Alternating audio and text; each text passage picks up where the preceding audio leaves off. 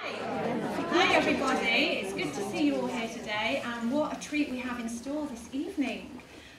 For those of you who don't know me, my name is SUNITA PASSI. I'm the founder of an Ayurvedic training company and product house called Tri-Dosha, and some of you may have heard me on the radio. I do regularly present the BBC Asian show on a Sunday, and to talk about a meditation event, I started by meditating. And I was left with an image of a finger pointing to the moon. Now, some of you may be familiar with that concept. So imagine someone's trying to show you the moon by pointing to it. Your true mind is the moon, naturally bright, pursuing enlightenment, and the finger is the teachings. So that's useful, that your attention is best with the moon. My job today is to be the finger. I'm very pleased to welcome Davidji here. His reputation precedes him, like the light of the moon, I like to think. My connection with Davidji came about through the Chopra Centre, which is a mind-body-spirit centre in LA, which I think some of you are familiar with, and some of you have actually trained there as well. And this is where he first came to attention before continuing a new path. It also helps that two of the people I work with, Sharon Fitzpatrick and Pete Richardson, are trained with him, and they had amazing things to say. And you know, when you hear those first-hand reports of the work, the amazing work that somebody does, you get really excited about it. So I'm super delighted that we're able to host him here in Nottingham. Before that, my experience with meditation began with a retreat in India in 2002. And I was there heading up a project as a business journalist. I'd actually ventured out into a shopping centre called Crown Plaza in Delhi, and it was away from all the glamorous saris and all the beautiful textiles, and I was just captivated by what the teacher said to me in that moment that I jumped on my first retreat the following weekend, and I've been developing my practice ever since with a variety of different guides. Now I teach others to teach, and it's a source of great joy that people do choose to work with me. And I should say we do like to connect our teachers to organisations as well. So if you are an organisation and you want to bring wellness in, then do speak to me about that. So here again, my job is to be the finger, I should say, and theirs to find the moon. So today as we meet for this event, it is the outer manifestation of a process that's now well into its second decade, with my work, I should say. So my passion is the journey into the resources of consciousness to help people live a life of more connection, of more harmony, and of more love. And this pursuit has enabled me to develop a system, a combination of Ayurvedic therapy, meditation, and natural products. I should let you all know that we are launching a bespoke wellness centre. The doors will open about mid-May, and there's more information about that on your chairs. And it's a very exciting project for us. And it's going to offer the Ayurvedic services that are my heritage. And if you want to have more information on that, then do sign up for our newsletter. So really, well actually I'll tell you a little bit more about the centre as well. So it's going to be a place where you can receive healing from herbalists and others. It's also somewhere where you can come for meditation in different forms, and also where the skincare products I've developed over a 10-year period using traditional methods and ingredients will be available. Part of this whole project, this is the first time we've hosted an event of this size for such an amazing speaker. And this is actually the first of a series of events that will happen twice a year. Davidji will now work with us for around 2.25 hours. Then there's a 30-minute panel discussion with Davidji, with Layla Elizabeth Risdon, who's the founder of Indigo Brave, which is a social enterprise based here in the Midlands. Also expert sophrologist Dominic Antiglio, who joins us from London, and CEO of Unlimited Wellbeing, Sanj Korapal. That's at 8:30. And then we've 15 minutes assigned for book signings. As you can see, we have all of Davidji's beautiful books here, so do go and have a look, a browse. I've got a few thank yous. I wanted to thank Unlimited Wellbeing as a sponsor of the event, and also our team, Pete Richardson and Sharon Fitzpatrick, who are also going to be looking after the books during the break. Oliver Smith, who's here filming, Victoria Ward, who's over there is in the back taking pictures. Adrian Reynolds, who acts as counsel for me, and then also Di Coke, who's our digital marketing coordinator. So for one thing, we don't want Davidji's finger to get sore. More importantly, let's now look to the moon. Please welcome Davidji.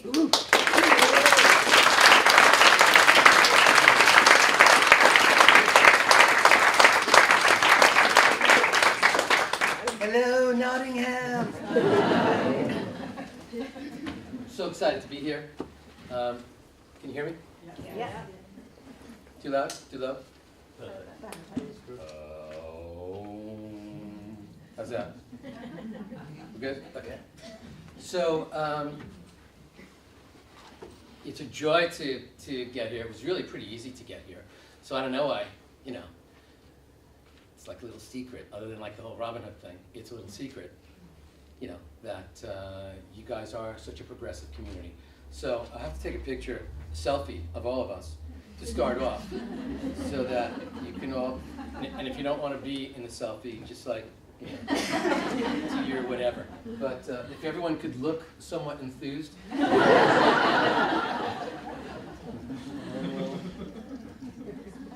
Oh yeah.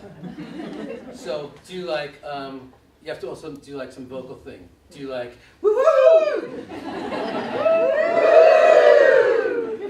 That's great. You'll all be on Instagram in 2.5 hours. So who's never meditated before? Come, raise it high, don't be afraid. Anyone else? You're probably the only truthful person in the room. And who's been meditating for a really long time, got it locked down? 30 minutes in the morning, 30 minutes in the afternoon, every day for the last 30 years. And who's a crisis meditator? Right. The planet is pretty much crisis meditators. You might maybe saying like, well, what's a crisis meditator? Well, a crisis meditator is someone who's like connected to meditation or read a book on it, or did a guided meditation, or once used to have a practice, but they don't anymore. But intellectually they get it, the whole chill, stillness, silence thing, and they don't meditate, and suddenly a crisis hits, and they're like, and then 3 days later it goes away. And they're like, wow, I have such a powerful practice. But they don't realize it would have gone away in 3 days anyway, or certainly dissipated. It's sort of like my dog. I'm her companion animal. Peach is the Buddha princess who teaches in every moment, resist nothing, and you'll receive unconditional love. So every time the postman comes, every day, like 6 days, and jiggles the mail in the box, Peaches barks and barks and barks and barks, and then the postman leaves and goes to the next house, and Peaches goes, did it again. And so, Peaches thinks she is the one that scares the postman away every single day, and she's so effective. She's also like this big. And so that's a crisis meditator, thinking that suddenly you adopting, a sketchy, quick, in-the-moment meditation practice will actually solve all your problems. Now, we're going to talk about in-the-moment tools, after-the-moment tools, and proactive tools. So hopefully you're fully surrendered. How many of you have been to one of my workshops before or hung out with me before? Wow, nice. And big shout out to Pete and Shaz and Steve Anwar, who are certified Masters of Wisdom and Meditation teachers. Actually, Pete and Shaz were the first and still only brother-sister act to ever be certified by me as meditation masters. So that's pretty cool. And how many of you never heard of me? You were hanging out in the lobby in the Crown Plaza? Where you couldn't get on the line at the rock show right next door? Right, so you're like, I'll check that out instead. This guy looks like he's in Motley Crue or something. Hey, did anyone watch Gogglebox the other night with the Motley Crue? You guys have TV up here, right? It's like an amazing, really amazing episode. I'm a TV professional. I like to consume at least 2 to 3 hours a day. And that combined with my meditation practice and sharing these teachings, I think keeps me in that yin-yang grounded concept. So for those of you who have no idea who I am, you just wandered up here because you heard they were giving free food away or something like that. Let me share just a little background material on me. I started meditating when I was in college. It was an experimental Asian studies course. There were 12 of us, and we sat on the floor in a circle. Our Zen master stood in the corner. We were instructed when we had a thought to raise our hand. In his hand, he carried an 18-inch bamboo stick known as a keisaku. So when we raised our hand, he would come over and thwack us on the back. So I only lasted in that school of meditation like 2 weeks. Found myself lying to my Zen master. And when you're lying to your Zen master, it's time to move on. And then over the years, as I got more involved in these teachings, I started experimenting in a lot of different types of meditations. There's so many. Come on in. Come on in. Welcome. We've just all shared our most intimate moment. So, you know, you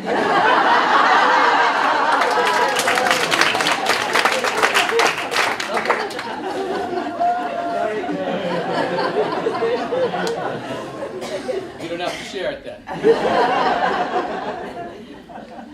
So over the years, I dabbled, and sometimes dabbling for longer periods of time, in different types of meditations. I got involved in mantra, in mindfulness, in vipassana, in tantra, in chocolate tasting meditation, all different types of meditation. Some of them I only lasted a couple of days, candle gazing. Some of them I lasted for years. And as I got more deeply involved in meditation, I realized every aspect of my life became balanced. Every aspect of anything that I did had a little more patience, had a little more calm, a little more grace. And I was like, yeah, this is pretty good. This is amazing. And then I started getting involved more deeply in the corporate world. And I got involved, originally I was a bond trader. And then I got even more deeply involved and I became a mergers and acquisitions advisor. And at a certain point, I realized that as I got more deeply and deeply involved in the corporate world, my meditation practice was the thing I was sacrificing. And ultimately, I realized I had totally given up my sunrise meditation in exchange for an early morning train ride to the World Trade Center. And I had given up my evening meditation for a nice, tall glass of scotch. And suddenly I realized, also gone from my life was balance. And I continued through that world, feeling empty, working, you know, just waking up, burning through the day, passing out. In fact, there was like a knot in my stomach that awoke at about 2 a.m. What would that be? Yeah, 2 a.m. for you guys. So at 2 a.m., and I held on to that knot all day long until I washed it away with that scotch. I felt uncomfortable, empty, hollow, every single day. I was also living a life of no purpose. And in the wake of 9/11, I was walking past a row of cardboard boxes that people were living in. And suddenly, I walked past this one box. This hand reached out, grabbed my pant leg, pulled me in, and said, "What's going to be on your tombstone?" And that's a fairly reflective question, particularly in that moment. And I had no answer. I had absolutely no answer to that. You know, I had no idea what would my impact be, what would my legacy be. Really, I was just like waiting to die. And I went home that night and I told my wife about that situation, and she said, "You definitely need to quit your job." And I bumped into someone at the supermarket and they said, "You should do this thing." I'm like, "What thing?" They said, "You should go to Oxford, England. There's this guy, Deepak Chopra. He's doing a meditation retreat. And you should just go there and refresh." And I was like, okay, I'm fairly obedient. And I was like, all right, quit my job and do that thing. It was right after 9/11. There were supposed to be like 3,000 people there. There were 50 of us. You know, it was like half the size of this room. And so I went there, and by the third day of meditating for 3-4 hours a day, suddenly, it was like my heart had been this like white linen cloth that I had dipped into this black India ink. And yet every day that I meditated, it was like draping that cloth through a rushing stream and cleansing it and lightening it. And on the fourth day, my heart was light. And by the fifth day, I actually felt joy for the first time in, I don't know, 20 years. I was like, wow, this is amazing. I feel reborn. I feel renewed. And then I do what everyone has to do once you hang out with Deepak Chopra. On the 7th day, I headed off to India. And, you know, on my own eat, pray, love kind of journey without the eating or the love.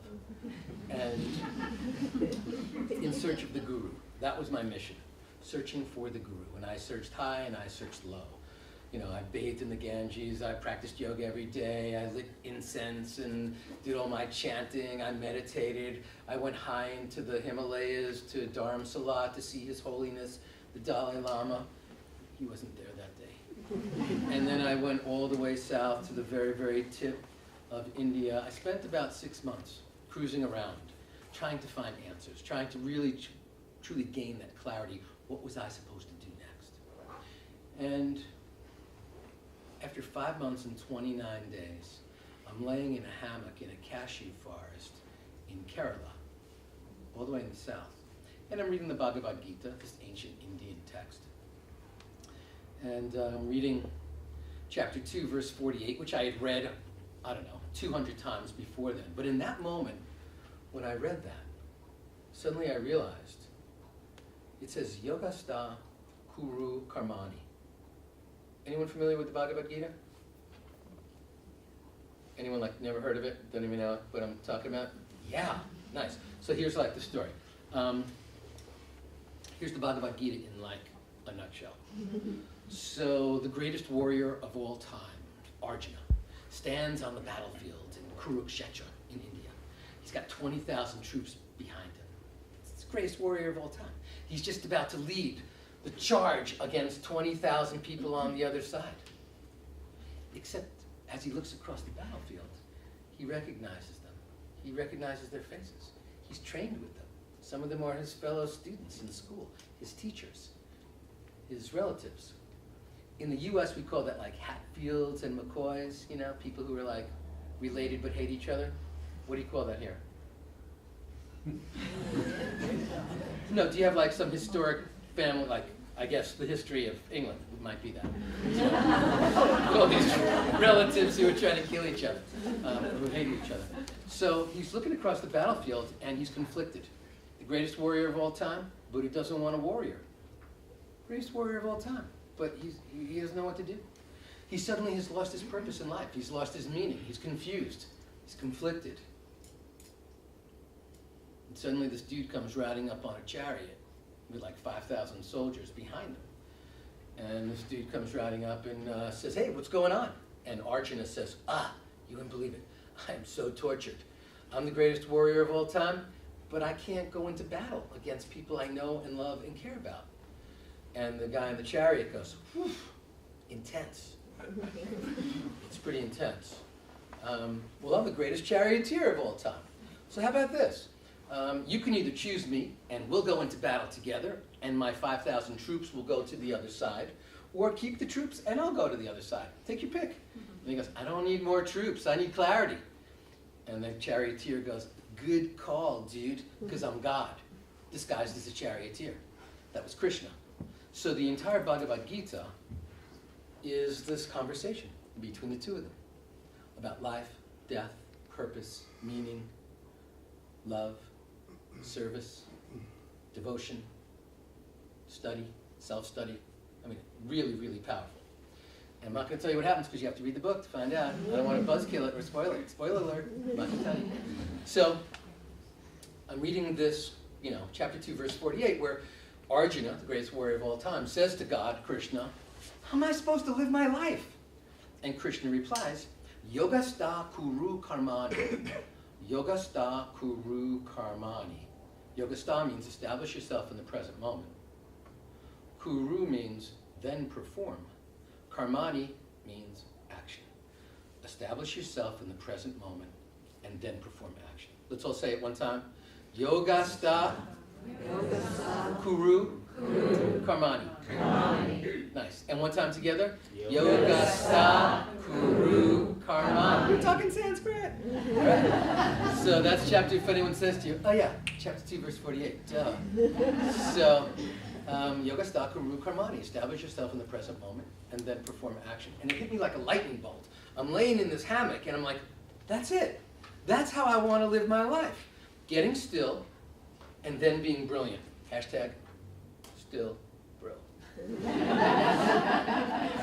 And so I like leapt out of the hammock and headed off to Mumbai. I didn't have a ticket, I didn't have a return, anything. It took me like 45 hours on some bus with no air conditioning in like 110-degree heat.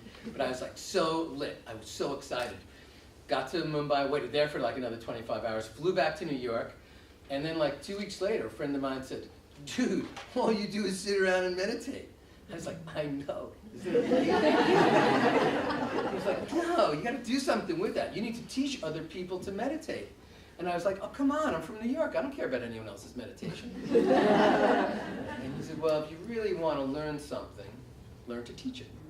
Why don't you go hook up with your boy Deepak? He's in California. He's got this center.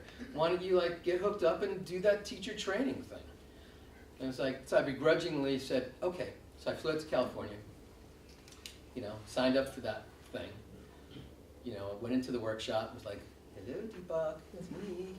And Deepak has like, I don't know, the greatest memory of anyone who's ever lived on the planet. What does he meet, like 1 million people a month? And he was like, oh, hello David. And I was like, how'd you ever remember me? He had met like 1 million people since he hung out with me, and I was like one of 50. So I'm in this workshop, and he's talking about how, since 9/11, Chopra Center's, not as vibrant and thriving as it was, and I'm thinking, this is what I did for a living. I turned companies around. I'm that guy. So I approach him and I go, hey, listen, I have a great, great deal. How about this? I'll share with you every week things that you could do to raise the vibration of the business. I'll go back to New York, I'll call you up, I'll say, try this thing, this technique. And then I'll check back with you at the end of the week to see how you're doing, if you implemented it well. And David Simon, his co-founder, his partner for like 20 years, said, that's not going to work. You really need to breathe the air. I go, well, what am I supposed to do? Never go home? And David Simon said, exactly. How about this? You could be the COO starting today. And in exchange, we'll share these teachings with you. And I was like, done. And then I remember, I went out there with my wife, and I came back to the hotel room, and I go, guess what? She's like, what? I go, I have a new job. And she said, doing what? I said, I'm the COO of the Chopra Center. And she said, great, what are they paying you? I said, well, we agreed to do it for nothing. She's like, I don't get it. And I said, it's zero barrier to entry. This is just a love connection. And we'll see what happens. I never went home. So in December, 6 months later, I was like, Deepak, it's getting a little old, that free thing. So I'm gonna head back home. And they were like, no, we're happy to pay you now. So I was like, okay. And they said, but new job, lead educator. And I was like, cool, that works for me. So now I was like the COO and the lead educator. So I was like running the thing and teaching simultaneously. And David Simon was like, every day we'd sit down and read the Bhagavad Gita, we'd read the Yoga Vasishta, we'd read all these ancient Sufi tales. We went so deep. And then at a certain point, Deepak, David, and I were traveling around. And it was, they do their thing, and I was the meditation teacher in that process. And went on like that for 10 years. Ultimately, I became Dean of Chopra Center University, had the opportunity to teach hundreds of thousands of people to meditate, certified more than 1,500 primordial sound meditation teachers, certified about 1,000 7 spiritual laws of yoga teachers, and trained about 1,200 perfect health Ayurvedic lifestyle teachers. And so every single day, I was just like touching the material. And every single day, David Simon would be like quizzing me on the Bhagavad Gita. He'd like say a line and I'd have to go, chapter 6, verse 5? So it's like one of those kind of things. And over time, just from the familiarity with it, that became my inner dialogue. And just from, we know that anything that's your inner dialogue ultimately becomes your outer dialogue. And so what I'm hoping I can do and share with you is infuse some of this stuff so it becomes your inner dialogue, and who knows, whenever, it'll become your outer dialogue. There's a really interesting thing that I've been talking about recently, and that's essentially message, messenger, and timing. All three of those things have to be there for there to be this, I call it a divine convergence, for you to have that lightning bolt to shift your life, to take a step. For me, I was ready in that moment. The timing was perfect. the messenger, I was willing to, listen to what the messenger, I was vibing with the messenger, and the message that was coming out of the messenger's mouth made sense to me. So maybe one of those three things is not in confluence right now in you, and you're just like waiting for me to leave, or waiting for you to leave, especially like if you're like in the front going, how are you gonna get out of here, But I know that the ship can be here. I know that really, my first book wasn't a Deepak book that really got me on this journey. It was Gary Zukov. And I don't even pay attention to Gary Zukov now, but he was the one that sort of like hooked me in because I was ready, open, and willing. And a lot of people say, if I knew this stuff when I was a kid, my whole life would have been different. You weren't listening when you were a kid. You were on that line going into that club. You weren't in this. You weren't diving deep into the stillness and silence of your own soul. You just weren't. So what I thought we could do is we'll meditate a lot of different ways today. When you leave here, you will be heavily meditated. Often I say don't operate heavy machinery, but probably everyone drove here. Everyone drive here? Who did not drive here? All right, well you can get as high as you like. Okay, the rest of you are going to have to temper it a little bit because we don't want to be responsible for any road hazards. So, before we dive in, before we begin, any questions about anything? Anything? Like who's going to win? Is it the, big Sheffield mag? Is it the Owls or is it the Blades? Blades. Ooh, it's getting hostile already. When I was down at the bar, we were having like a whole conversation about, Sherwood Forest, and there's even like intensity about that. We have Trump, you guys have Brexit, so we're all dealing with something that's fairly intense right now that we have no control over, and a whole bunch of other people are sort of like spinning that.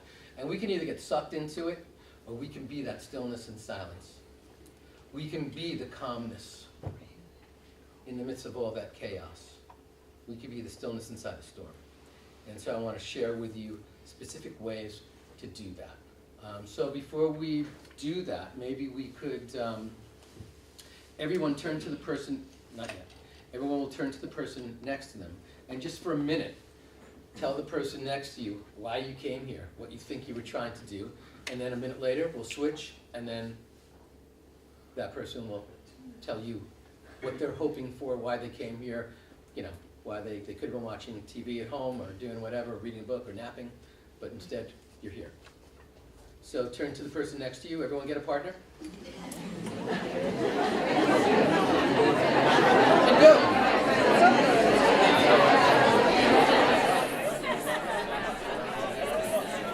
Okay, come on back. Come on back, everyone. Come on back. Come on back. Welcome back. Welcome back, Steve. So, was it interesting? Good. All right, so why don't we dive right into the basic foundation of this whole process. This is a technique that I started teaching about 6 years ago to members of the U.S. Marines. I sort of like didn't know what to do, so I made something up on the spot because they were really intimidating me. They just returned from, these 17 guys that just returned from Afghanistan and Iraq, way too many tours of duty, and then someone invited me to go, and I actually think it was a practical joke, because these guys were like so buff, so built, so incredible, and I looked like this, so without a sport jacket. So this technique, I think, will help you, and this can be like the foundation of you really owning and understanding your meditation practice or meditation in general. And if you're wondering, like, well, what's the difference between like mindfulness and meditation? For all intents and purposes, and we'll chat about that in a panel discussion a little later. But mindfulness meditation was, ultimately, back in the day, 2,600 years ago, created by the Buddha. It's not a religion. Buddha is not worshipped, just a teacher. But mindfulness meditation is just a form of meditation, and there are literally tens of thousands of types of meditation. I'm not going to try to impose any belief systems on anybody here. We're not really going to be talking about any of that. These are all just like techniques and practices for you to take your life to the next level. So this first practice, I would like you to think about something that has been irritating you this week. Just bothering you a little bit. Don't go too deep, this is not therapy.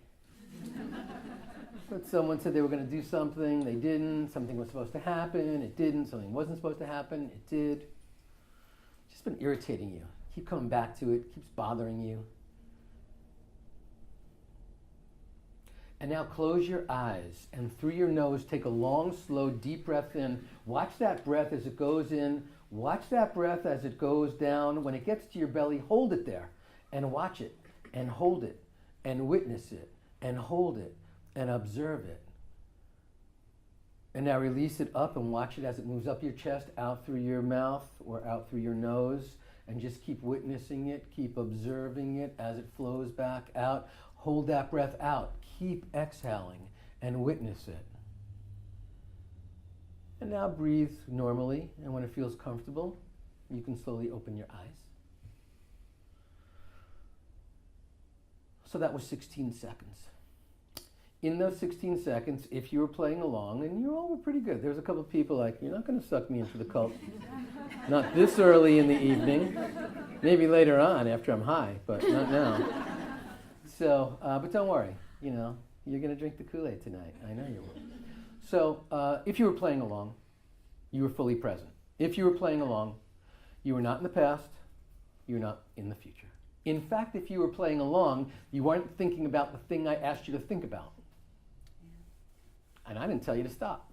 Raise your hand if you were not thinking about that irritation and look around so you realize it wasn't just you. Okay? That's because we cannot be fully present and be thinking about fears or grievances at the same time. We can't be fully present and be desperate. We can't be fully present and be wishing or hoping or regretting. And so this is the powerful tool. I didn't tell you to stop thinking about that. I just told you to close your eyes and watch your breath. So now you have proved to yourself, any thought you want, you can always drift to the present moment. You don't like the thought that's currently there? Next. You are not wed to whatever is in your head at a particular moment in time. You have that technique. I originally started calling that technique 16 seconds to bliss. But obviously, standing in front of 17 Marines, I was not going to call it that. Actually, the original thing I was thinking was 16 seconds to Ananda, which that was not going to happen. So I called it tactical breathing. And they were like, yeah, we love that tactical breathing thing. I never called it meditation. I never said anything about mindfulness. It was tactical breathing. And so after they did it the first time, they were like, we love that. That actually brought us into the present moment. Would you come back tomorrow and lead us in that again? And I was like, in a 16-second meditation? They were like, no, in the tactical breathing thing. I was like, okay. Now, to get into Camp Pendleton where I was with them, it takes like 40 minutes to get through security to begin with. They have to check every, your ID and all that other stuff. And it's like a half hour north of my house. So I was, not really up on taking 2 hours to get in and going, close your eyes and watch your breath for 16 seconds and then going home. But I did it. And I was like, it's pretty cool actually. These are guys struggling with PTSD. These are guys who have never meditated, who if I told them it was meditation, they would absolutely kick me out of there. But I came back the next day and the next day and the next day, and we did it for a week. And I figured, all right, my work here is done. And they were like, could you come back next week? And I was like, really? I said, I'll come back next week, but we have to add a minute to it. So I came back the next week, every single day, and led a 1 minute and 16 second meditation every single day for a week. Then they said, could you keep coming back? And I was like, sure, because we were all like having a great time. But that was it. Honestly, I would lead the meditation. I'd say, hi, close your eyes, do the thing. A minute and 16 seconds later, see you guys, see you tomorrow. And, I'm driving like 2 hours back and forth to get to do this thing. Every week we added another minute, and then another minute, and then another minute, and then another minute. And like on the 18th week, I had to travel for a while. So I was gone for 3 weeks, but I came back, and they had been adding the minute by themselves.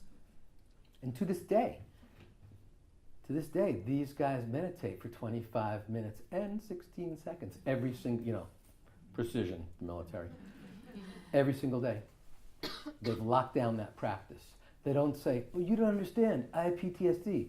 They don't say, you don't understand, I've got a family. They don't say, you don't understand, I've got kids. They don't say, you don't understand, I'm really busy. They've got time for that because they know it's healed them. They know it's shifted their life. Now you have that tool inside of you. You can do it when you're stuck in traffic. You can do it when you're on a line. You can do it when you're on death hold, when you're on the phone, waiting for someone to pick up that's never going to pick up. There's so many times that you could do it. Someone pokes you, someone makes fun of you, someone says something that you get a little defensive over. You can do that. Now, it doesn't mean on the 17th second you're not going to be angry or want to strangle them. But at least for those 16 seconds, you had an opportunity to get fully present. So let's see how present we really are right now. I'm going to time your exhales, and all you have to do is just count how many times you exhale. We'll do it for a minute, and then we'll see how many times, we'll connect you with breathing, which no one on the planet does enough. So if you feel like, having your eyes open and staring at the person's head in front of you, or staring at me for a minute, fine. Or you could close your eyes. Ready? Go. Just count your exhales.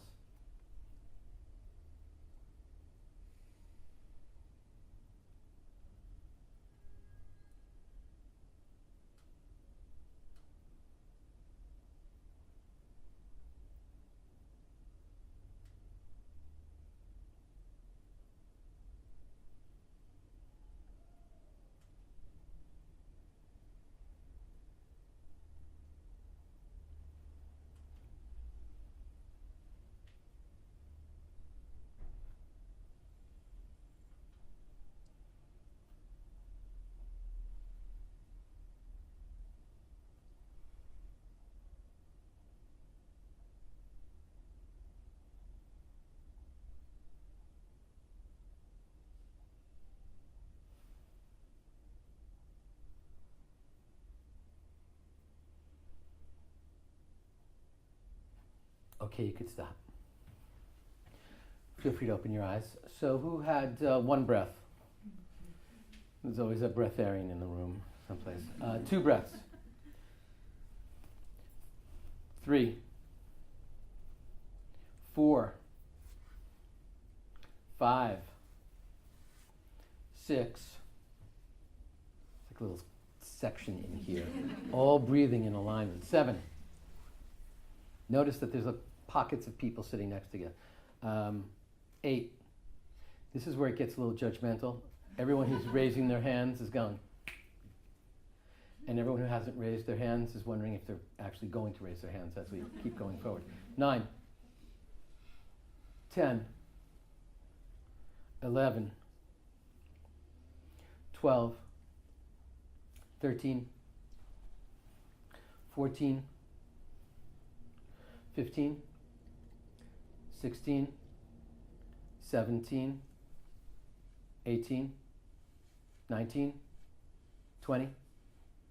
Any hummingbirds in here? Anyone over 20? 20, 21, 22, 23, 24. Anyone over 25? Right, now there's no right or wrong, there's no good or bad. Obviously, if there's a finite amount of oxygen in the room, I'd rather be hanging out with you than you. But other than that, there's no right or wrong. This doesn't determine, oh my God. It's all about oxygen efficiency with each breath. So it doesn't matter. Now I'd like you to rate your stress level Not in this moment, but like what's going on in your life. Scale of 1 to 10. 10, you're freaking out. 1, things are really, really floating and gliding. So, who's at a 1? Floating and gliding zone. Nice. 2, 3, 4, 5, 6, 7, 8, 9, 10. All right. Here's my promise to you. By the end of the night, everyone's number is going to come down. Of course, like there's people in the room who are like, my number's 1. I'm like, why are you here? Everything's good? You should just be like, stay home. Whatever's working is working. Don't leave your house. Don't let the wind blow. So everyone here will lower their level. We'll ask this question in 3 hours, and you will be more relaxed. Stress is in the eye of the beholder. It's always a question of how do you interpret it? What are you doing with it? And so my definition of stress is how you respond when your needs are not met. How you respond when your needs are not met. All the different needs that we have. And what you do with that becomes the fabric of your life. And so, obviously, probably about 20 times a day, our needs are not being met. We'll talk more about that. But I thought that we could like kick this off with our first meditation. And as I've said so many times, comfort is queen. Comfort is queen. How many of you are members of the Davidji Sweet Spot community? Like 5 of you? Like, hi, go to davidji.com and sign up. It's free. You can always unsubscribe, and I don't share your data with anyone. And you get free meditations, access to over 500 free guided meditations, a video every week. Even if you don't care about any of that, there's like some great scientific content on there as well. How many of you listen to Hay House Radio, live from the Sweet Spot? Come on, guys, that's also free. There's an app, Hay House Radio, and it's also hayhouseradio.com. And I am, gee, what time would this be for you? It would be Thursday night at 7. 1900, right? Yeah. Thursday night, 1900. Just click on your computer. There's this thing like, you do that. And then Peaches and I are on for 55 minutes. We start with a meditation, and we talk about things like how you can cope with change a little better, how you can not hold on to things that no longer serve you. There's a bunch of stuff. Also, if you listen, you get access to every single show that Wayne Dyer ever did, every show that Barbara DeAngelis ever did, every show that Marianne Williamson ever did, every show that Deepak ever did, every show that Eckhart Tolle ever did, every show that Mike Dooley ever did. I can keep going on and on. So like, and what are you doing? Watching Gogglebox? I don't think so. All right, so it's 1900 now on Thursdays, hayhouseradio.com, or the app. It's free, all right? But I digress. Okay, so this would be a perfect opportunity for us to meditate. Now, I believe that the first meditation of the day is the one where we set our course. We set the trajectory of our day. And that's a very, very important meditation because it's like typing in the address in the GPS. Doesn't mean you can't find your way if you don't use the GPS, but it means if you have the GPS aligned, you're always going to stay on track. Right, so the second meditation of the day, which is you'd be doing it at this time the latest, that's the one where we let go of everything we've absorbed over the course of the day. But since we're just hanging out here for the first time, we'll set intentions here because I think it can be so powerful. How many of you have never set intentions when you've meditated? Come on, come on. I'm just trying to see if you're awake because like everyone's, you have no stress, you all set intentions, you've all been meditating for 20 years. Like, my work here is done. Right, so, comfort is queen. Let's get as comfortable as possible.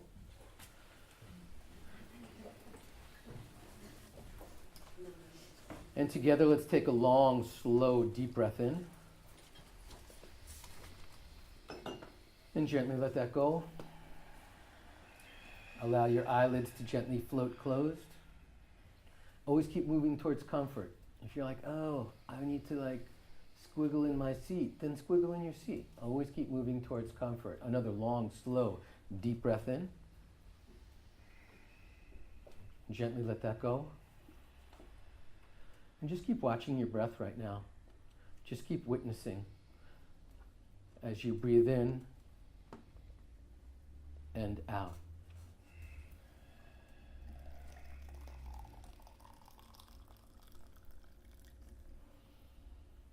And as you just watch your breath, notice that your chest is rising as you inhale. It's collapsing as you exhale.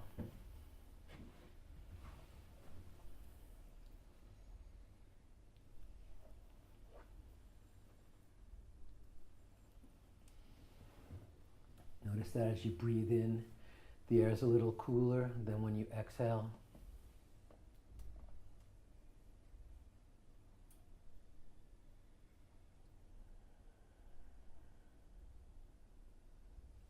There's nowhere else to be. There's nothing else to do except to be right here, right now, in this sacred, precious, present moment.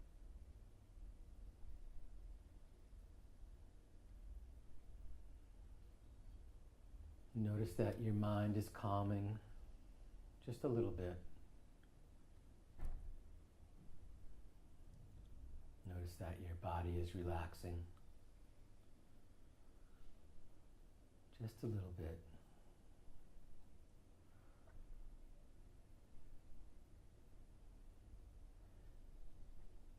Your heart is beating just a little bit more slowly. Your blood pressure is coming down. Stress is dripping off of you.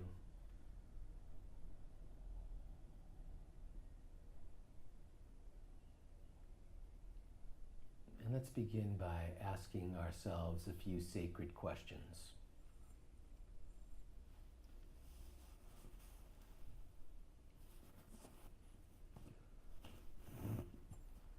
First, let's ask, who am I? Who am I? And sometimes answers will come very quickly to you. Sometimes there'll be no answers. That's okay. Simply keep asking that question over and over and over.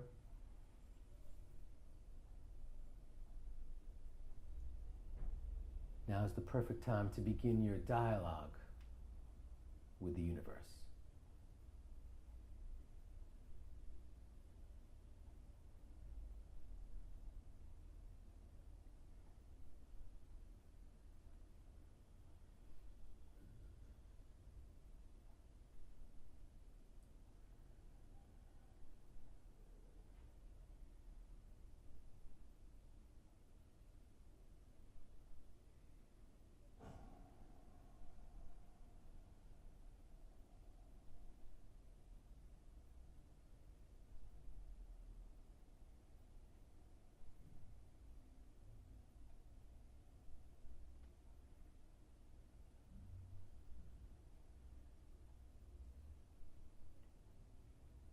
And next, let's ask, what am I grateful for?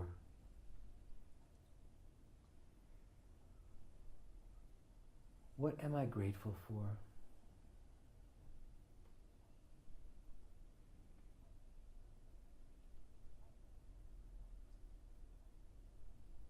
And you can follow that up with, who am I grateful for? Who am I grateful for?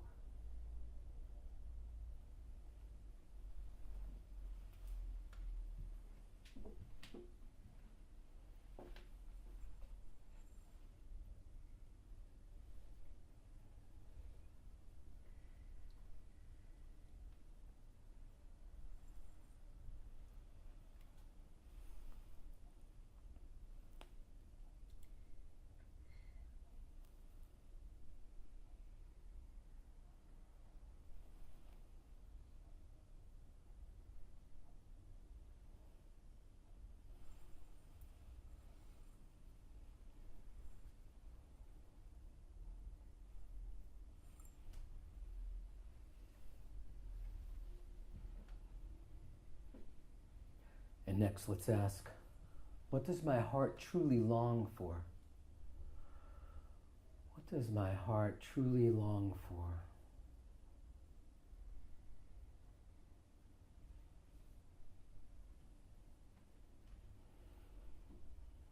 And if the answers don't come so easily, feel free to place your fingers or your palm on your heart and just allow the answer to bubble up. What does my heart truly long for?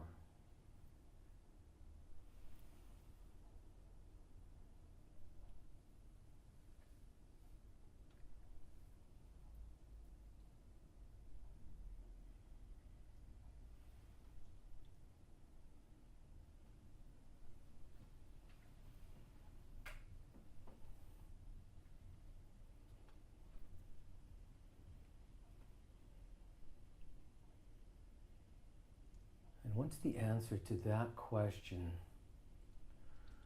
starts to become clearer and clearer,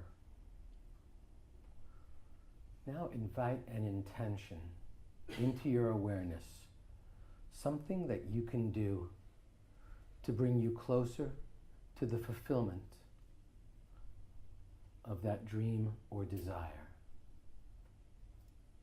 An intention is a step that we can take, or a state that we can be in, to bring us closer and closer to the manifestation of our dream. So invite that intention into your awareness.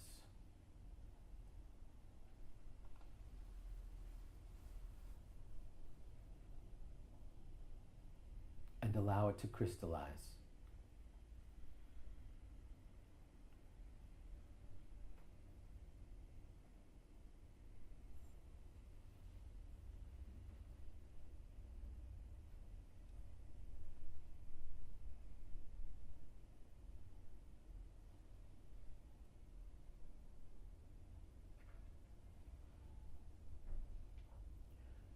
That intention is clear, now invite it into your heart.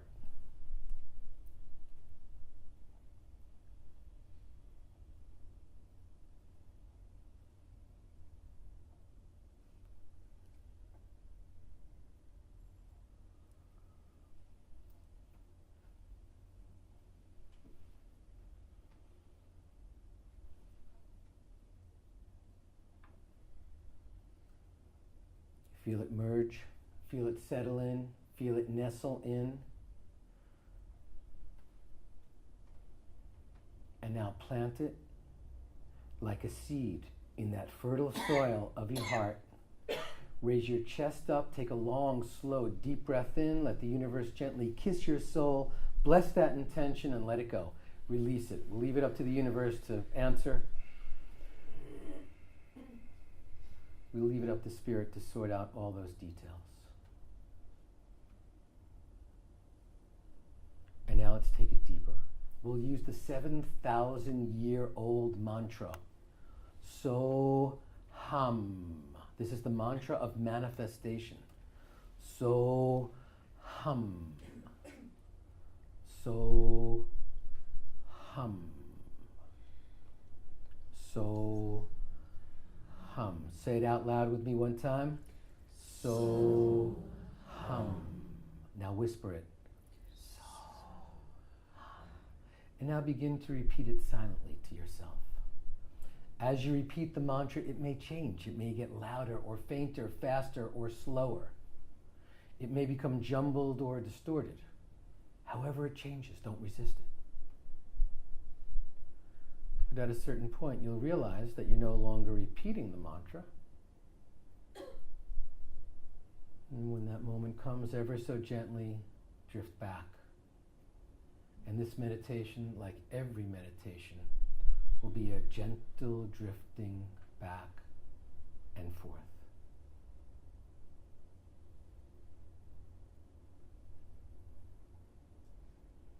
If you notice that you've suddenly drifted away to thoughts or sounds or physical sensations, that's okay. Again, just keep drifting back to so hum. So hum.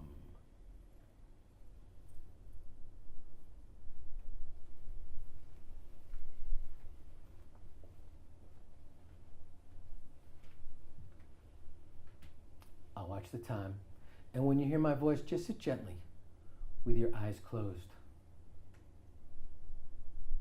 So let's begin.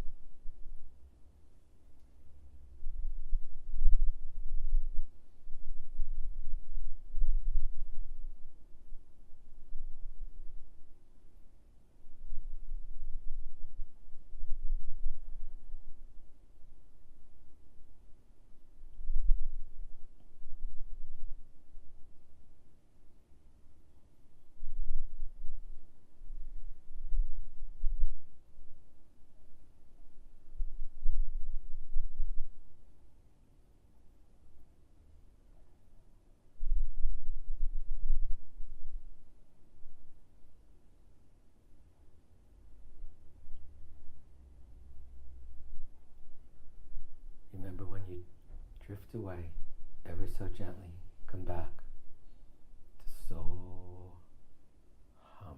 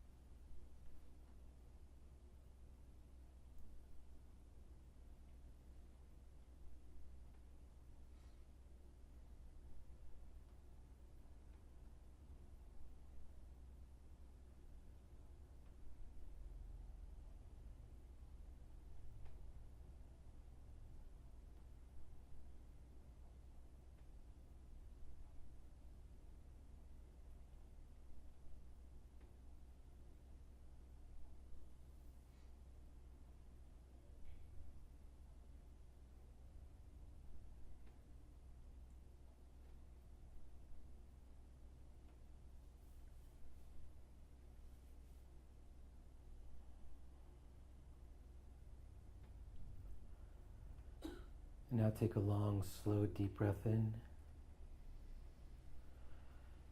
And gently let that go. And let's do that one more time. Long, slow, deep breath in and sigh as you exhale.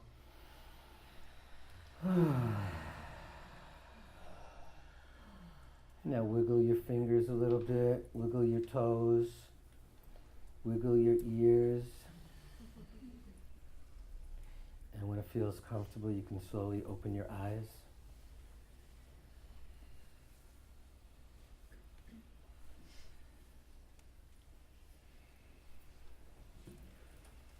So how'd that feel? Okay? Anyone experience any pain? Anyone fall asleep? See, now we probably, what are the reasons that we started to meditate at one point in our lives and then stopped? Well, the obvious one is I don't have enough time. That's gibberish. Another is I'm not doing it right, or I fell asleep, or what was supposed to happen, not really sure. So let me just have a pint instead, or something along those lines. And suddenly we started to realize that maybe we were disassociated from that practice. That was just a solid 10 minutes of silence. At the halfway point, just in case some of you had drifted away to who knows what, I just reminded us to go back to So-Hum. So So-Hum, it's first mentioned in the Rig Veda, 7,000 years old, the oldest book on the planet. And that's the mantra of manifestation. Essentially it means I am. So Wayne Dyer was the person who popularized the I am meditation. But it was taken from that 7,000-year-old book, the Rig Veda. Anyone have any problem setting intentions? Any questions about intention setting? So there are three things that could happen when you meditate. You could fall asleep. So other than one person who maybe almost fell asleep, anyone else drift away? Yes. And the fact 3 in a row, that back row. We need to put stimulators in those back row chairs. Anyone have thoughts? That's another thing that could happen. No thoughts? Yeah? No thoughts? Oh, okay. You guys need a lot of encouragement to raise your hands, And anyone experience stillness and or silence? Right, so those are the three things that can happen. You could fall asleep, you could have thoughts, you could experience stillness. Any or all or any combination are signs of a verified meditation. So if you ever experience any of those things, score, signs of a verified meditation. You fall asleep and go what happened? Score, signs of a verified meditation. You're oh my God, I just got transported and my dead grandmother was whispering in my ear. Score, signs of a verified meditation. So we don't judge them. We're not oh, this was a really good one. Yesterday was a really bad one. If we show up every single day and meditate, you figure we're going to do it, ideally we do it twice a day, so that's 700 a year, 7,000 over 10 years, 14,000 over 20 years, so we don't compare them. Every meditation is like a snowflake. They're all unique. They're all different.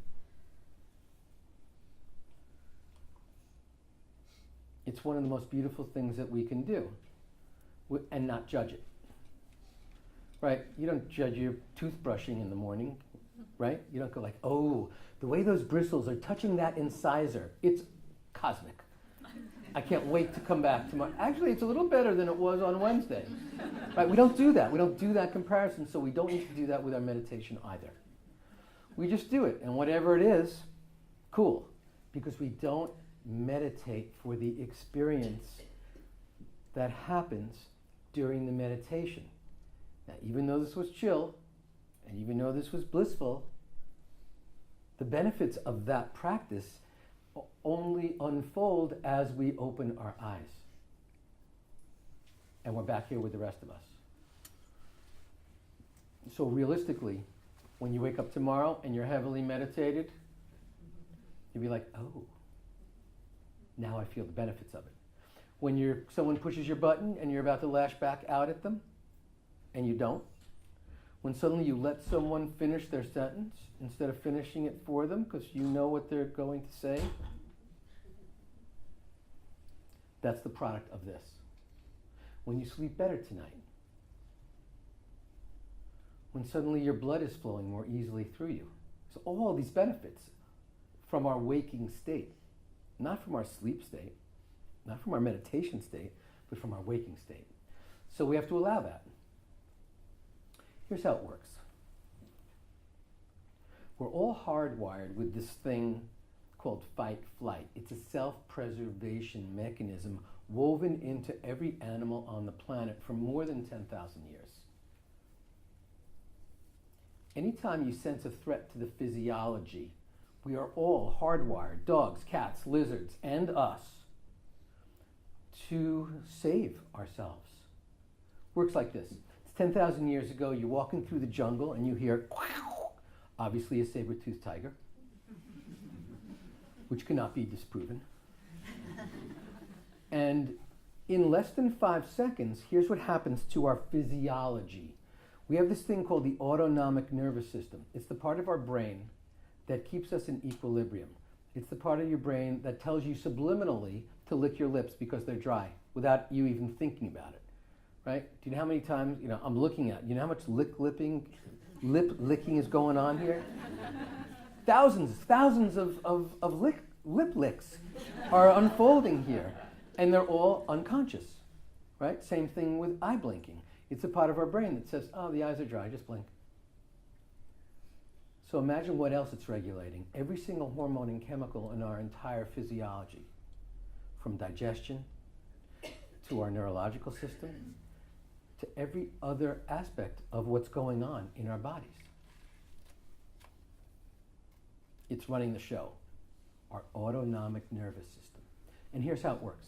Upon hearing the sound of a threat, a saber-toothed tiger or something, in less than 5 seconds, we jump into this fight, flight, self-preservation mode. First, we start to perspire because our autonomic nervous system knows we're going to overheat.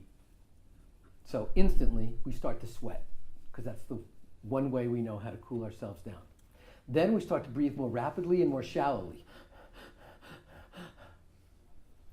to get the blood flowing through our body. Then the autonomic nervous system says, all right, when the blood's flowing more rapidly throughout the body, let's flow it to the legs and to the arms so we can either run away or fight the threat. And also, let's suppress everything that's not critical to survival here. So sex hormones, we don't need to be thinking about reproduction right now. Let's shut those down. Okay, what about growth hormones, cellular development? The things that make your hair lustrous and your skin unwrinkled and your nails hard, shut that stuff down right now. Oh, and your immune system, you're probably dead in a couple of minutes, so let's not worry about fighting germs right now. All that stuff is suppressed. Over 150 different aspects of yourself get suppressed because they're non-essential when that self-preservation moment comes. In its place, your autonomic nervous system says, let's flood the body with stuff that's going to make you crazy to either fight or run. So adrenaline, cortisol, glucagon, which is like eating 5 Snickers bars at once, surges into your body. The sugar surge just takes you over. And now you're set. Almost. Your autonomic nervous system knows it's going to get dicey and you could get cut. So you start clotting before you get cut. The hard parts of your blood, the platelets that run through the plasma, become plump and sticky in anticipation of you getting cut. And now you're ready. So you either go, okay, let me fight this threat, or let me get out of here, and you run away. Here's the catch. Not a lot of saber-toothed tigers in Nottingham. Okay? Blades and owls, but no saber-toothed tigers. So suddenly we start to realize that there's bigger issues because nobody here is in mortal danger right now.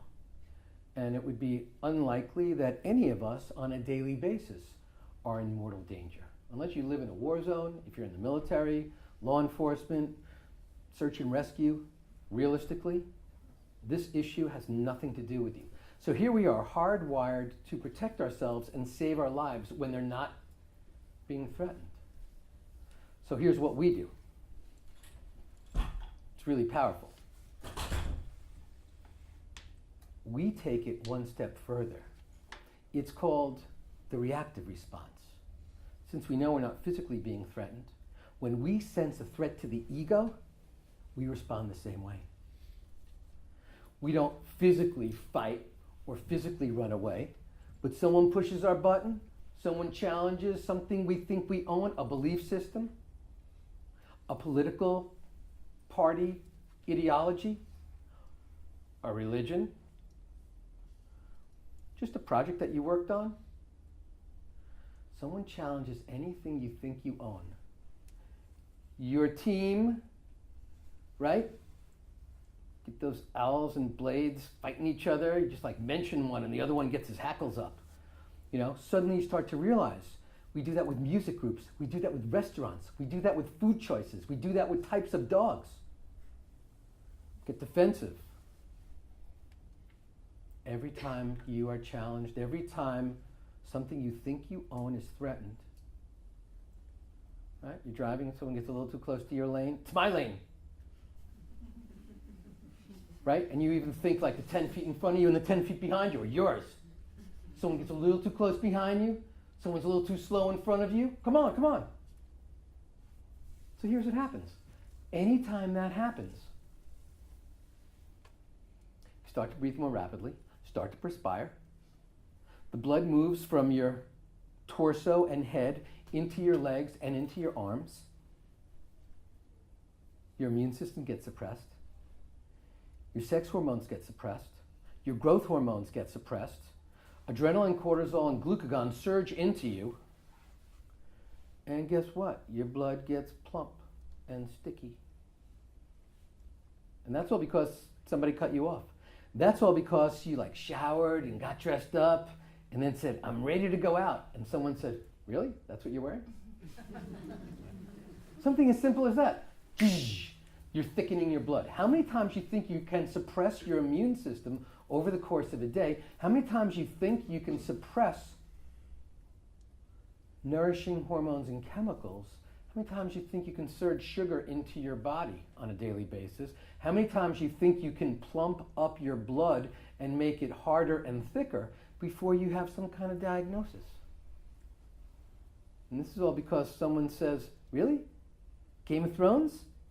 It's rubbish. And you're like, oh no, it's not. Suddenly you're like ready to like fight like Jon Snow, you know? Are you guys like ready? Waiting for Got? Right? You ready? Yeah. Come on. That's crazy. So we're doing this 20 times a day when our needs are not met.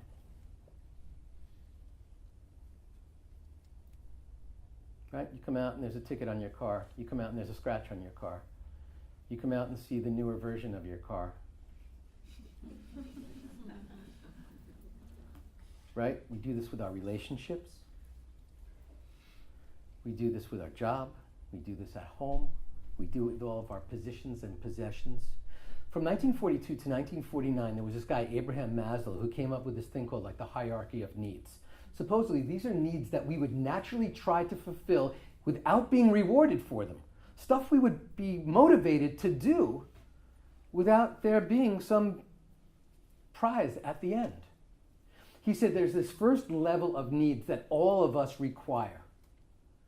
Physiological, biological. We need to pee. We need to poop. We need to drink. We need to eat. We need to have sex. And we need warmth. Think about that. And you may say, well, we actually don't need to have sex. But the reality is, if we stopped, then the whole species is gone. So it actually is a need. He said above that is this area of safety and security. Everybody needs to feel safe in a relationship, in a physical structure. We need to know that when we left our homes tonight and locked the door, that we weren't going to get robbed. We need to know that our car isn't getting broken into and our radio stolen. We need to know that we can walk to work without being shot at. We need to know that we can go someplace without being attacked, that we could feel safe there, that we could feel secure there. That's that next level of needs. Now, Maslow said they don't all have to be solved, but as long as we're working on one or the other or the other or the other as we move up the hierarchy, then we can move to the next level. But he said if we're not working on it, we can't move to the next level. Anyone ever been stuck in a car and you have to go to the bathroom? And you're driving and it's like 30 miles to the next rest stop? Right? That's not the moment where suddenly you go, oh my God, that's my favorite song. Everybody, come on, let's sing that song. You're sitting there like this. Because that need has not been met and it's not getting worked on. And it doesn't matter what they say. If someone says, oh, come on, let's go to a museum and check this out. You're like, can we just go to the bathroom? You can't even think about anything. Someone leans to you and says, oh, I love you so much. And you're like, later? None of those things that are so important in our life can be addressed until we're working on them. So it's first those physiological, biological needs. Next level is safety and security, order. We want to know that everyone's playing by the same rules. When someone's walking down the street towards you at night, you want to know, well, they have the same code of law and ethics that I have. And we should be able to pass without someone pulling out a knife or a gun or changing the rules on us. The next level above safety and security is love and belongingness. We have to be working on this stuff to get any higher. So where are the areas that we're stuck? The 4 needs of the heart: attention, affection, appreciation, and acceptance. 4 areas where no one in this room, including me, including Oliver, all of us, none of us here received enough of that today. None of us got enough attention. None of us were validated or looked at enough. None of us got enough affection. There were opportunities where someone could have hugged us, but we're like British. So we were like, oh, hello. Appreciation. Nobody here got, appreciated enough or shown appreciation enough today. They've done a new study that 75% of people in their jobs would prefer to get validation and recognition than more money. Because the money gets dissipated and then you're still miserable.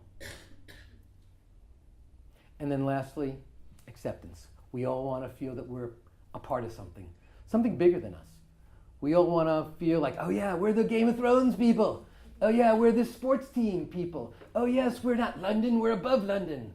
Oh yes, we're not this, we're that. We all want to be accepted. We even want to receive an invitation to a party that we would never go to from someone that we dislike. Right? How come I wasn't invited to that party? If I got that invitation, I would stamp on it and throw it away. But now I'm just annoyed that I didn't get it. Wasn't going anyway.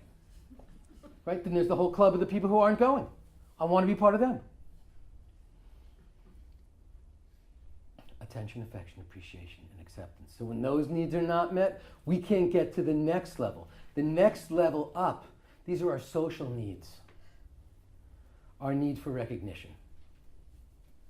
No one's worried about recognition when you're not getting love and belongingness to begin with.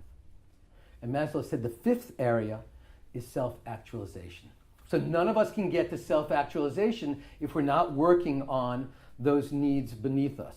So 20 times a day, our needs are not being met. How we respond to that becomes the fabric of our life. That's the definition of stress. Think of the things you think you own in your life. Think you own your house? Probably the bank does, or you're renting it. Think you own your car? Probably the bank does, or you're renting it. Think you own your kids? Laughable. Right? It's like, oh no, I love The Clash. Oh, well, I saw The Clash for their first gig. I saw them before they did their first gig, while they were practicing. Suddenly you just start to compete, who's closer to the thing that you think you own. We don't own our rock groups. We don't own our favorite actors. We don't own our movies. We think we own our clothes, right? think we own like, this is my outfit, right? But probably your outfit isn't one of a kind. Someone else could be putting that together, and they would walk in wearing your outfit, and you would have an unfulfilled need. So one of the ways that we can, I wrote this book, De-Stressifying, really to talk about how we could master our needs. And one of the ways is through meditation. Now there's a lot of ways that we can truly de-stressify. Finding our purpose or getting clearer on it. Practicing nonviolent communication or conscious communication. Really asking for what we want, right? We all have friends, and we all have spouses, and we all have relatives where they're supposed to guess what we need, and when they don't deliver, they're a jerk. Right? If you love me, you know what I need. Right? We're all experiencing that. How come I'm hanging out with you for 20 years? You don't know that I need this thing? Well, maybe you could tell me. You should have known. So imagine if we could actually express our needs and then request that someone meet them, our lives would be so much less stressful.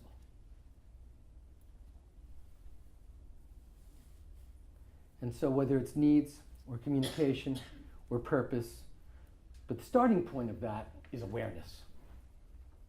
And we do that through meditation. We do that by coming into the present moment. Because the less I'm dangling out here with an expectation, or the less I'm out here in the past with a grievance, or a fear, or a regret, the more present I can be and the less suffering I'll have in my life. Pain is real, but suffering is optional. You know this, right? Suffering is optional. Some of us are professional sufferers, we're like professional victims. So that's part of who we are. We're not going to escape that. We don't want to escape that. But for the other 99% of the people in the room, it's like, I don't want to suffer. I want to feel good. I don't want to be in pain. So one of the ways that we can power through that and transcend it is through this teaching. These powerful teachings of meditation. So we're going to go through a whole little string of different meditation techniques, right? And we're just going to chill out. By the end of this night, you'll have a whole bunch of tools. I posted on Instagram that I'm coming up here to Nottingham, and everyone should bring their quiver. And we'll put all these special arrows, these tools into your quiver. And then tomorrow we'll be able to make really a lot more conscious choices. So the key is our breath. It's one of the easiest tools. No one here breathes enough. And if we think about mantra, who never meditated with a mantra before? Raise your hand. Come on, come on. Okay, so mantra comes from two Sanskrit roots. Man, which means mind, and tra, which means vehicle or instrument. So a mantra is a mind vehicle or a mind instrument. Make sense? So whatever the mantra is, the advantage of it being Sanskrit, nobody here speaks Sanskrit. So it's perfect. So it didn't create thought, right? Everybody was going so hum. Anyone, did it vanish? And you're like, what's that thing again? Right? That's okay. That's perfect. That's an okay thing to happen. So whether that's so hum, whether that's om, whether that's so many of the various mantras, there are literally a million mantras. Some with meaning, some with no meaning. The beauty of so hum, we used it for its vibration. No one was really thinking about what it meant. We were just repeating this thing. So it allowed us to be the object of our attention. Every meditation must have an object of your attention, something that your attention is on, like when we were doing that 16-second technique. I have to tell you something funny about 16 seconds, but maybe it's cultural and you won't think it's funny. So when I first started teaching 16 seconds, I asked every class who did it to post on social media, hashtag 16 seconds, with a picture of them meditating. So there were all these people, thousands of people, just meditating or looking blissful with hashtag 16 seconds. And then the female fighter, Ronda Rousey, ever hear of her? Oh, come on, guys. You're killing me here. Anyway, so she started pinning people. She's like a UFC, ultimate fighting champion. she started pinning people in 16 seconds, and she's got like this special arm lock where she puts her like foot on your neck and then tries to like snap your arm in half. And so she was defeating all these people in 16 seconds, so she started posting hashtag 16 seconds. So if you click on 16 seconds on Facebook or Instagram or Twitter, you get what's going to come up are all the people who are like meditating and looking like they're blissed, and all the people who are being like strangled and having their arms broken. It's like the perfect yin and yang of life. It's really one of the most beautiful things. So so let's just, again, comfort is queen, comfort is queen. Everyone get as comfortable as possible.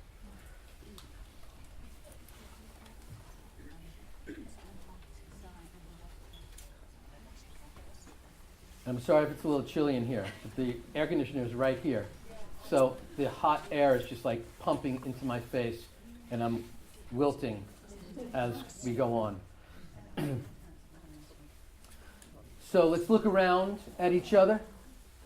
The 12th century Sufi poet Hafiz said a hunting party often has a greater chance of flushing love and God out into the open than a warrior all alone. So we're doing this together, the power of this collective. You're going to feel very, very empty tomorrow morning when you wake up and we're not all with you.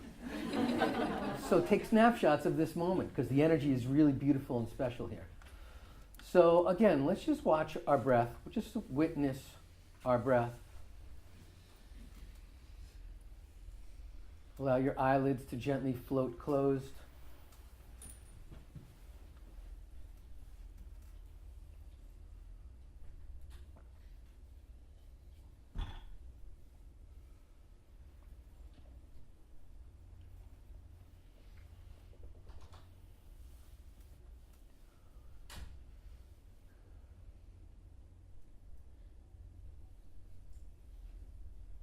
And just watch your breath and notice that there's a space between the inhale and the exhale. There's a space between the exhale and the inhale. Another space between the inhale and the exhale. It's just a millisecond. It's just like a sliver. But there's the activity of breathing in, then a teeny break, the space, and then the activity of breathing out, and then a space. You could feel it. Now you are not your breath. You are the space between your breath. That's your still point. That's who you are. You're the space between your breaths, the space between your thoughts, the space between your words, space between your actions. You are the space. You are the gap.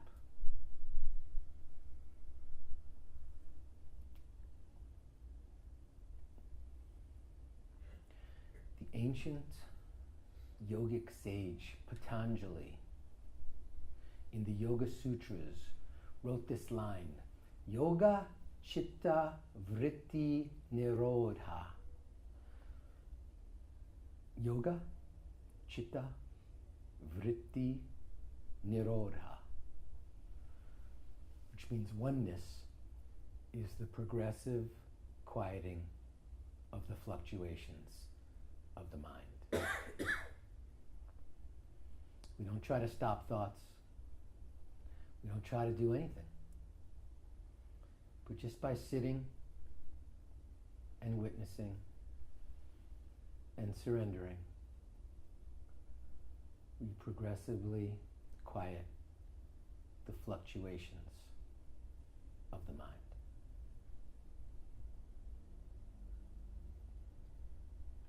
Yoga, Chitta, Vritti, Nirodha.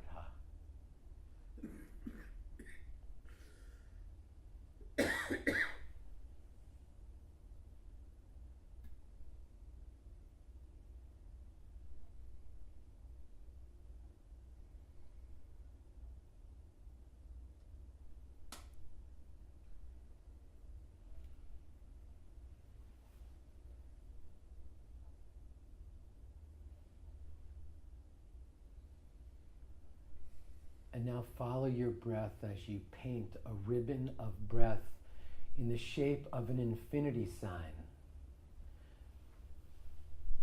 You decide how big it is, you decide how small it is. You decide the speed that you paint that ribbon of breath in the shape of an infinity sign. Just watch it. Just follow it. Just witness it. There's no right speed. There's no right velocity.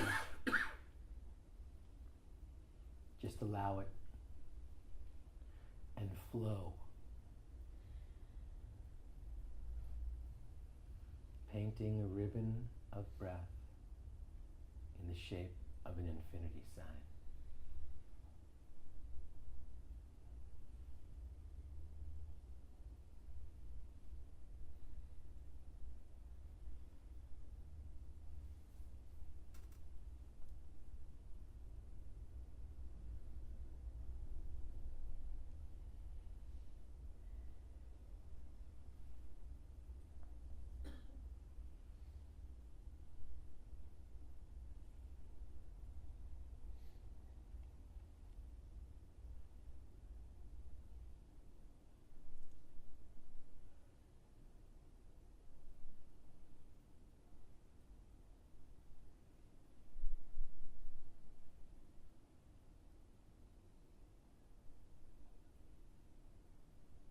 And if you drift away to thoughts or sounds or physical sensations, that's okay.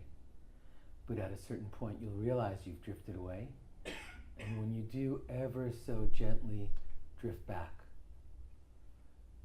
to painting a ribbon of breath in the shape of an infinity sign.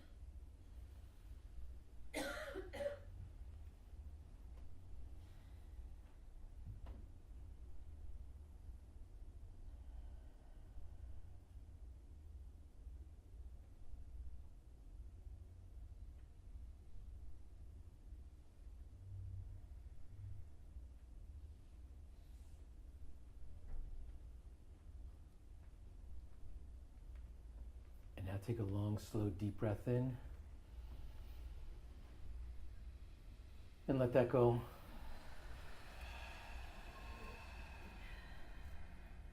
Let's do that again. Long, slow, deep breath in. And gently release.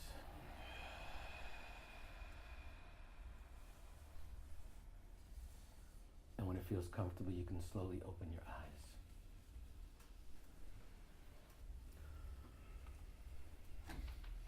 Welcome back. How'd that feel?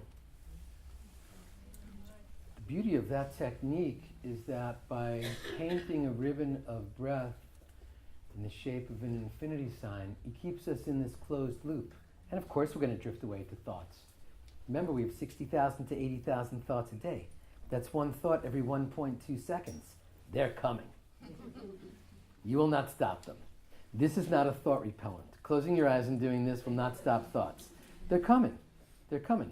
But just like I have my phone on silent, right? My ringer's always on silent. When we meditate, it helps to put our personal internal ringer on silent. So thoughts are still pouring in. Thoughts are still coming into us. Everything's gushing into us, but our attention is elsewhere. Our attention was on this.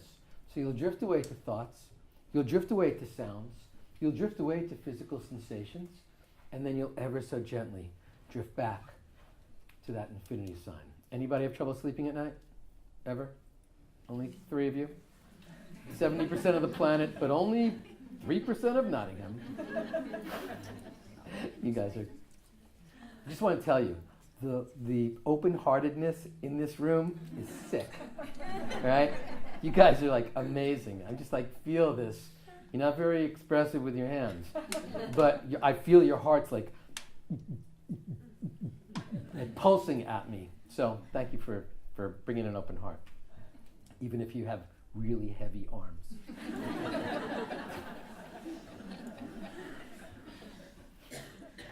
So we'll drift away to thoughts, and we'll drift away to sounds, we'll drift away to physical sensations. And as long as we know, that's all okay. Right?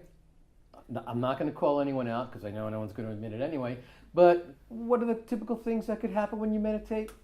Making lists of stuff you'll buy. Anybody got like the whole shopping list thing going? It's like, wait, am I going to Target or am I going to the supermarket? It's like, what's that other thing? So that whole meditation, it could have been like trying to remember what was that 5th item that I was going to buy. Anyone else trying to remember like a conversation or replay a conversation that you had with somebody else? These are the normal thoughts that we have. These are not things like, I'm such a loser. I'm thinking, right? One of my greatest teachers ever, Dr. David Simon, said that if you suddenly have thoughts in the middle of your meditation, that's probably the most profound thought that you're thinking like, oh my God, I'm having thoughts in the middle of my meditation. When's the last time you ever said to yourself, I'm thinking? Right?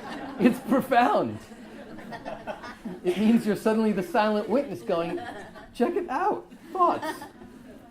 So it's okay. That stuff's okay. So I want to share with you a really powerful technique. So infinity breath, I call it infinity breath. It's really great if you can't sleep at night. You start doing that. Within, 30 seconds, you're out. So this other technique, remember I was saying we set intentions to start our day? Let me just give you the quick scientific reasoning behind that. It's been proven now that what happens in the first 30 minutes of your day determines how you will assess your day, not what actually happens over the course of your day. What happens in the first 30 minutes. If they're good and nourishing and sweet and tender, at the end of the day, when someone says, so how was your day? No matter what happened, it doesn't matter what happened, you are 20% more likely to say, oh, it was a pretty good day. And if you start your day with violence or negative imagery, the news, or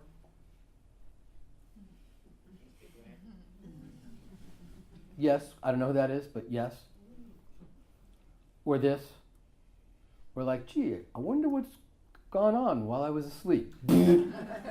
That's it. If you start your day with negative imagery or violence in any way, in the first 30 minutes, you are 40% more likely to say 12 hours later, no matter what happened, you could have fallen in love, gotten a new car, gotten a new job. 40% more likely to go, yeah, it was a crappy day. Yeah, I got a car. Yeah, I got a new job. Yeah, I fell in love. But it was a crappy day. 40% more likely. So what we do in those first 30 minutes is so core, it's so critical, it's so necessary. So that's why setting intentions to start our day, asking ourselves questions, doing a little heart opening, although you're cracked pretty wide. Those are really beautiful things. Puppy videos, walking in nature, and of course, meditating. That's the key, meditating. You can start your day in stillness and silence. That follows you around all day long, scientifically proven. The second meditation of the day, and it's the one I stress, that's the one where it's just like, I absorbed all this stuff. I don't want to take it into my evening. I don't want to take it into my dinner. I don't want to talk about it while I'm hanging out with the family. I don't want to bring it into bedtime. I don't want to bring it into my dreams. Well, what have you been doing for the last 10, 20, 30 years? You don't have a ritual to let that go. So that second meditation of the day, those are the bookends. One sets the table of the day, the other washes the dishes. You would never confuse those two, right? You wouldn't invite someone to come over to your house and watch you wash the dishes, right? So the second one of the day has to be one where we're just like, let me not hold on to everything I absorbed over the course of the day. There could be great stuff there. Let me hold on to that. But there's a whole bunch of crap. Safe to assume? Stuff that's like, why am I thinking about that? I didn't even like that person. Right, so the second meditation of the day takes on a different technique. So I'm going to do this technique with us. This is called a metta meditation. Metta simply means loving kindness. And so a metta meditation, and there are many different types of metta meditations. Most metta meditations, in their truest sense, you breathe in all the pain and suffering of the universe and then flow out love. Now, I found when I teach people in their very first time, like, hello, oh, you don't meditate every day? Okay, close your eyes, breathe in all the pain and suffering of the universe. I found that people, like, never do it ever again. So I actually approached His Holiness the Dalai Lama, and I was like, listen, I know how it's supposed to go, but how about if we do it the opposite way? And he giggled and said, as long as you're doing it, it doesn't matter. So this has been officially blessed by His Holiness, the Dalai Lama. And I like this version of it. All right, so again, let's get as comfortable as possible. We're going to do some breathing here. All right, that thing that no one does enough of. So we're going to do some breathing here. And that's all you have to do. Just breathe and trust. So let's close our eyes and take a long, slow. When I say long, slow, deep breath, everyone open your eyes, because I think you're like phoning the breath thing in, all right? So when I say long, slow, deep breath in, this is what I'm talking about.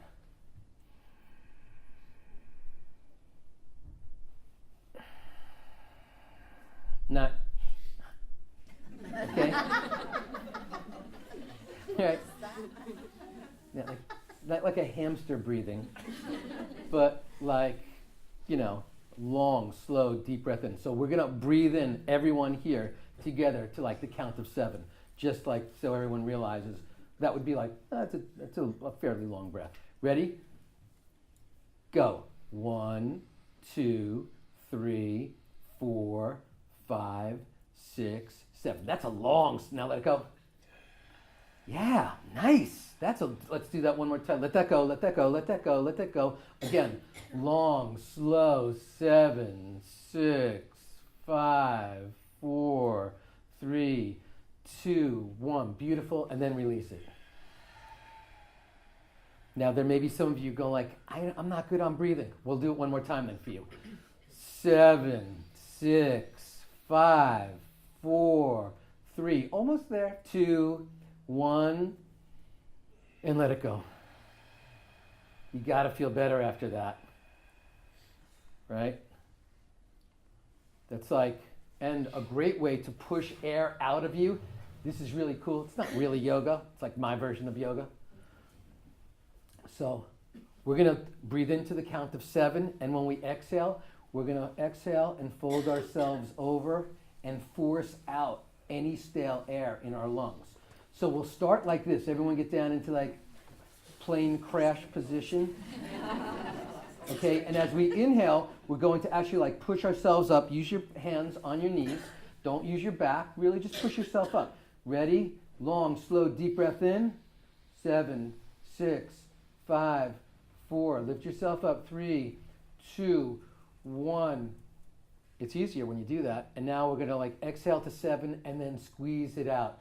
7, 6, 5, 4, 3, 2, 1. Come on, there's like Pat Benatar music that's in your lungs, right? It's like Richie Sambora. Squeeze it out. Debbie Harry. It's like air from the 80s is inside there. All right? One more time. Long, slow, deep breath in.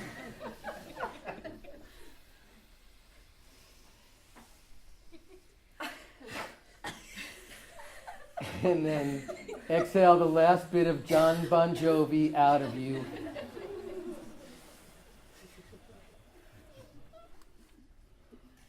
Okay, one more inhale. And now squeeze out like the Jam. Sex Pistols. Elvis Costello. Okay, and now breathe normally. Gotta feel better, right? You've just like exhaled like chunks of the 80s out. Like that stale air. All right, so now you're like, all right, right? Everybody's a little lighter. It's like, damn. It's like the Beatles even left me on that one. Okay, so you want to get as comfortable as possible with that. And now we're ready for our metta, loving kindness meditation. What we're going to do for this meditation, and again, anytime you get dizzy, a lot of coughing going on here. This is good. You know what does it mean if you're coughing stuff out? It means there's something inside you that needs to get out, and it's making its move. So we're going to be very, very gentle with our breathing. If you get dizzy at any point, stop.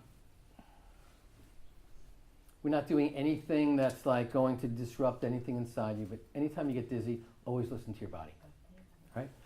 So let's close our eyes and together take a long, slow, deep breath in of metta.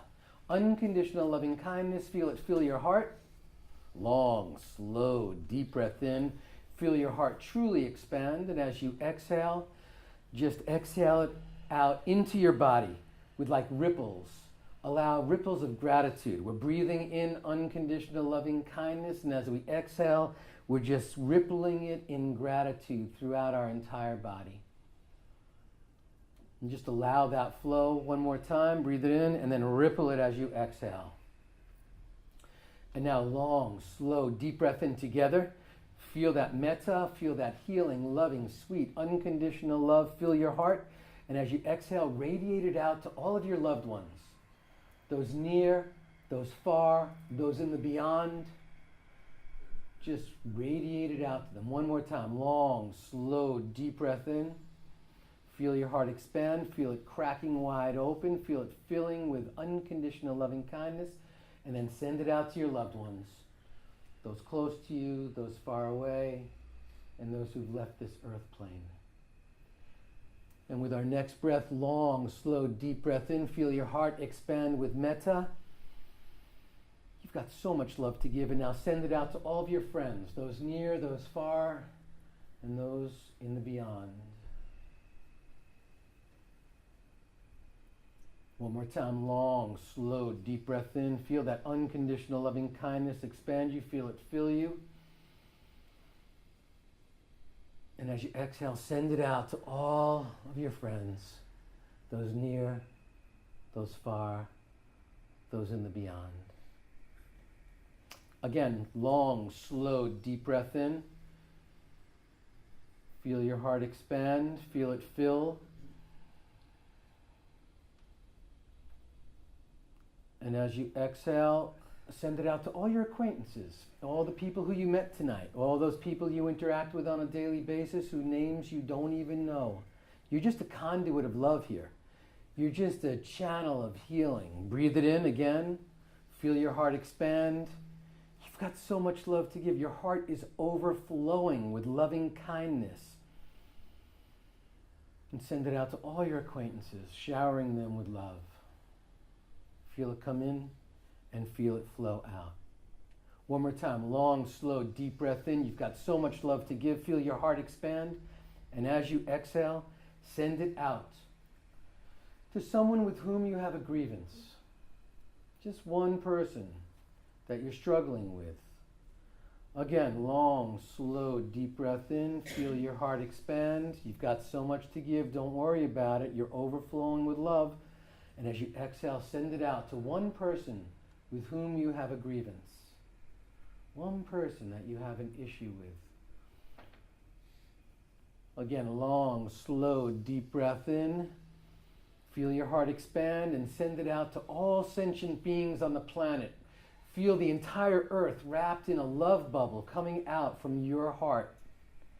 Remember, you're breathing in infinite love, and you can flow it back out infinitely. Again, long, slow, deep breath in. Feel your heart expand.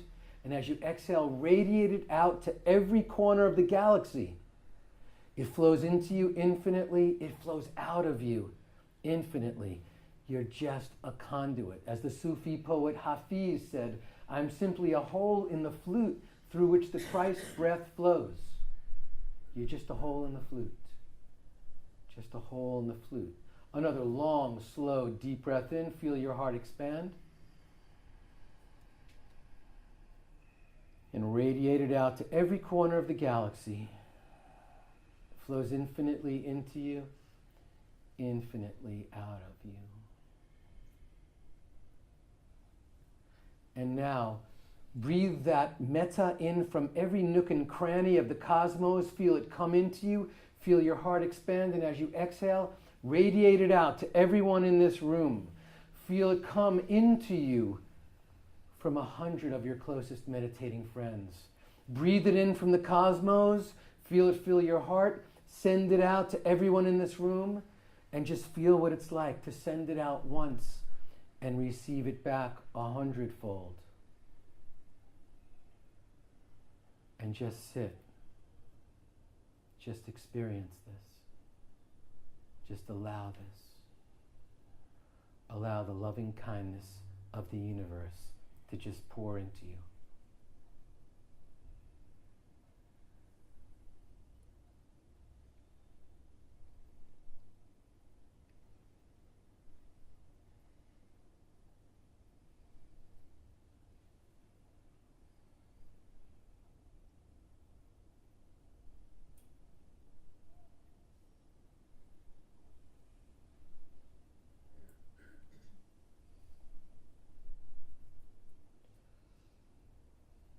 And now take a long, slow, deep breath in.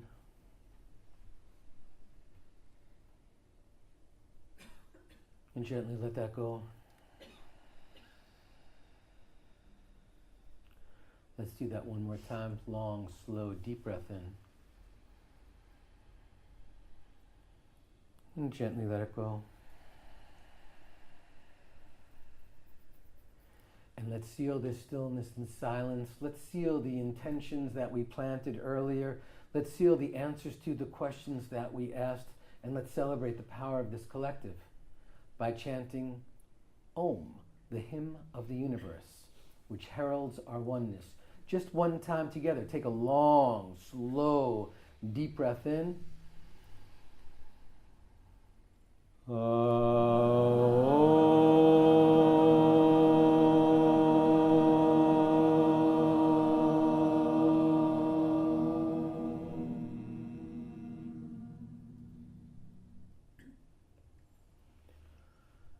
And when it feels comfortable, you can slowly open your eyes. You can look around at those you shared this collective consciousness with. If you've never been to a yoga class or haven't heard the term namaste, it essentially means I bow to you. So when we say namaste to someone, we're saying I bow to you, but we also translate it as I honor the divine light in you that's also in me. And when you're in that space and I'm in that space, we are one. So let's try that. Namaste.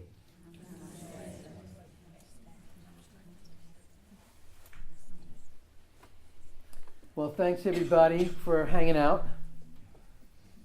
Again, it's not about the experience. How'd that feel, Phil? right? Nothing here was painful. Nobody here, no animals were injured in the process of this thing. So we should always know that there's so many techniques, and I love that as my afternoon meditation, because I'm just a conduit at that point. I'm just a channel of love, a channel of healing. And so start your day by setting your course, finish your day sometime between 4 and 7. That's when Ayurveda says to do it. Sometime between 4 and 7. Allow yourself to be a conduit. When you're a conduit, you're not holding on to anything. Does everyone feel a little lighter? Everyone have their stress level reduced a little bit here? Right? So just be gentle with this. This stuff will do its magic while you're sleeping. The halo effect will last within you when you wake up. But the key is you have to wake up tomorrow morning and meditate as well. So you've learned a whole bunch of techniques. You can bust any one of them out, and I would encourage you to do that. Whether it's a guided meditation, or 16 seconds, or infinity breath, or metta, or soham. You got some tools here. So let's see if we can use that. Thank you so much. Namaste.